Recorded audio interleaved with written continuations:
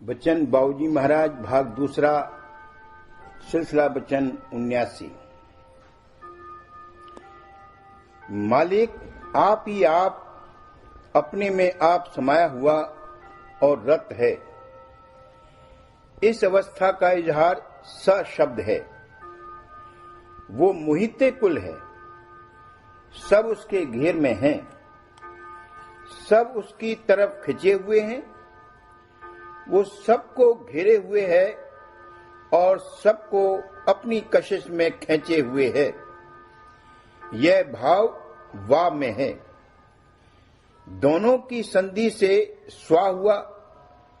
जब मुंह से स्वा बोलते हैं तो मुंह खुलकर एलिप्सोइडल फॉर्म यानी अंडाकार शक्ल बनती और श्वास अंदर खिंचता।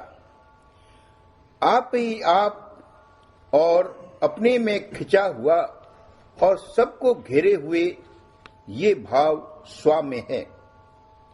म से किसी चेष्टा का खत्म होना जाहिर होता है। त थ द ध न और प फ ब भ म टर्मिनेटिंग साउंड्स हैं। ता से लेकर म तक ये भाव है। म में पूरे तौर पर है। त थ द ध न दंत व्यंजन है। प फ ब भ म ओष्ठ व्यंजन है। दंत व्यंजन के बोलने में दांत बंद होते हैं। ओष्ठ व्यंजन में होठ भी बंद हो जाती। जब मी कहा तो सब अंदर खिंचकर बंद हो गया, गोया मंडल बंद गया। मैं आप ही आप हूं। मैं अपने में आप समाया हुआ हूं। मैं मुहिते कुल हूं। मैं सबको घेरे हुए हूं। सब मेरे घेर में हैं, सब मेरी कशिश में हैं। मेरी कशिश से कोई खाली और बाहर नहीं। यह भाव स्वामी शब्द में है। सो एम आई ये राधा स्वामी है।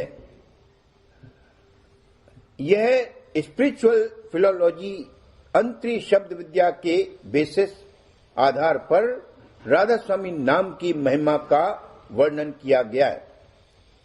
ये कुल मालिक का निज ध्वन्यात्मक नाम है। इस फिलोलॉजिकल बेसिस आधार पर राधा कृष्ण और राधे श्याम की उत्पत्ति का हाल बयान किया जाए तब इन सब का भेद अच्छी तरह से समझ में आवे। कई लोग इसमें बड़ी गड़बड़ करते हैं और कहते हैं कि राधा स्वामी और राधा कृष्ण व राधे श्याम सब एक ही नाम है और राधा स्वामी मत भी हिंदू धर्म ही है। ये बिल्कुल गलत है। राधा स्वामी मत अथवा संत मत बिल्कुल अलग और न्यारा है। हिंदू धर्म या किसी और मजहब से कोई ताल्लुक नहीं।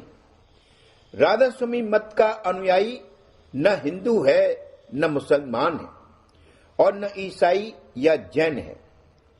इस तरह का ख्याल नहीं करना चाहिए कि यह हिंदी या संस्कृत या किसी और भाषा का नाम है।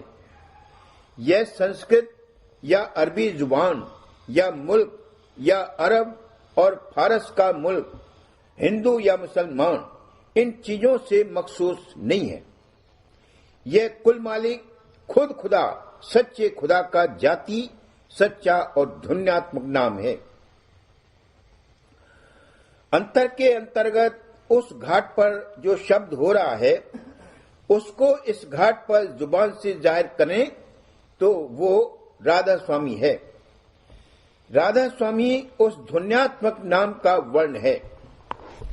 संतों का सतनाम और जिसको मुसलमान फकीरों ने इसमें आजम कहा है, उन दोनों में कोई फर्क नहीं। संतों ने सत्य कहा है, उसी को मुसलमान फकीरों ने हक कहा है। फिलोलॉजिकली यानी अंतरी शब्द विद्या के अनुसार सत्य और हक एक हैं। जिस देश में संत या फकीर पैदा हुए उस देश की भाषा में उन्होंने उस धुन या शब्द को जाहिर किया। उसके अनुसार सत्य या हक है, वरना यह दोनों एक हैं। अंतर में उस घाट पर एक ही शब्द है। उस शब्द की आवाज यहाँ के वर्ण में लगभग सत्य या हक है। यह ध्वन्यात्मक शब्द के वर्ण हैं। संस्कृत भाषा में जो धातु रूप शब्द हैं और अरबी जबान में जो मादे हैं, वो अंतर में शब्द या धुन सुनकर प्रकट किए गए। वो अंतर की धुनों के नाम हैं, जो कि मूल भाषाएं जैसे संस्कृत और अरबी, इनकी उत्पत्ति अंतर से हुई है। धातुओं और मादों से पहले वो शब्द बने हैं जिनके नाम और नामी एक हैं। बाद में इस्तिलाह से हजारों और लाखों ऐसे शब्द बने हैं जिनके नाम और नामी में कोई ताल्लुक नहीं। वो कृत्रिम या इस्तिलाही शब्द हैं। मूल भाषाओं को छोड़कर जितनी भाषाएं हैं, सब इस्तिलाही व कृत्रिम नामों से बनी। अगर कोई उस मकाम पर जहां से के भाषा की उत्पत्ति हुई है पहुंचकर उन धुनों को मास्टर यानी अच्छी तरह याद कर ले, तो वो सब भाषाओं को जान जाएगा। वही मुकाम बाबुल है जिसका जिक्र बाइबल में है। वो अंतर में है। सब चीजें अंतर से आई। अगर अंतर से शब्द न आता तो ये सुन नहीं सकता था, और बोलना सुनने पर मुनहसिर है। अगर इंसान पहले सुने नहीं तो कभी बोलेगा नहीं, गूंगा और बहरा होगा। अगर अंतर से रोशनी न आती तो बाहर देख नहीं सकता था, अंधा होता। हर इंसानी चोले और खाके का शब्द अंतर में बोल रहा है, चाहे वो सुनाई दे या न दे।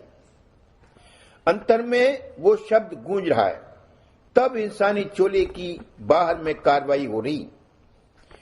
अगर मालिक कुल का नमूना कहीं है तो वो मनुष्य शरीर में है।